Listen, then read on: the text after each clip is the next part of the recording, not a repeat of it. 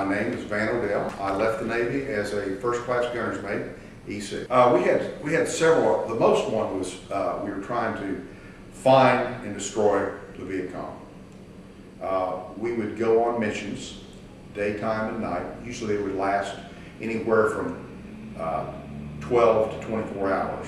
A few rare ones lasted a lot longer than that, 36 to 72. We would go in groups.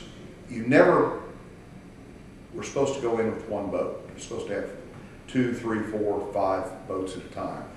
We went in and out of the river one time by ourselves, which was extremely dangerous to do.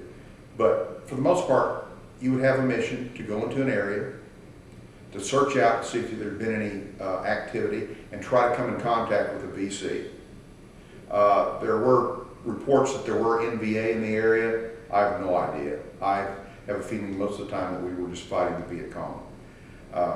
But we would go in 3 boats.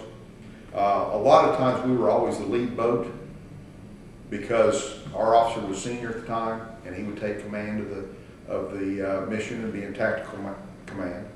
But we would go into the river. Again, it might be to find a small area where they're producing sampans or something else and burn and destroy the sampans. Try to make contact with the enemy. There were missions that we would go in and with either Vietnamese Marines or Army Special Forces, who were running groups of Cambodian mercenaries, would insert these troops into areas and then go along with them and give them gunfire support in case they got into trouble, and pick them up in another area, and they would do sweeps through the area. Our main mission down there, as I understood it at the time as a 19-year-old gunner's mate, was to get in contact with the Viet Cong and do everything we could to destroy them. Other missions we did were humanitarian. We would take doctors and nurses for what they call med cabs, where we take them into villages to do medical work on the civilians. We would also do psychological operations, where we would pass out flyers to villagers, Vietnamese flags, soap, things to become friendly with the actual villagers and the people that were in the area. Unfortunately, at this time, the VC had been killing them off and running them out as quickly as they possibly could.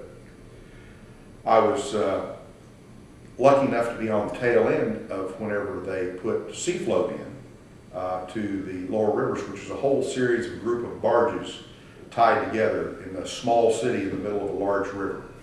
And we were the first ones in there. We'd been going up and down that river for some time. We were there when they inserted sea float, and then we provided protection for them also during that time. Our missions were extremely varied, and they would change from time to time. We took news photographers in with us to see what was going on in the area. We got in as close as we could and called for naval gunfire support whenever we thought we had large groups of Viet Cong involved. But every mission was just a little bit different each time. And it adjusted. As we were fighting these people, their tactics adjusted just as fast as ours. We had to constantly change what we were doing to not get our boats blown up and our people killed, because they were sharp individuals and would change tactics, change methods. And the second they did, we'd have to counter with what they were doing. So it was, like I said, each mission was different and varied and changed as we learned more. I think we were the very first, what you call riverine force ever that the Navy's had. And a lot of the tactics that we came up with were learned in the river there, on the job training.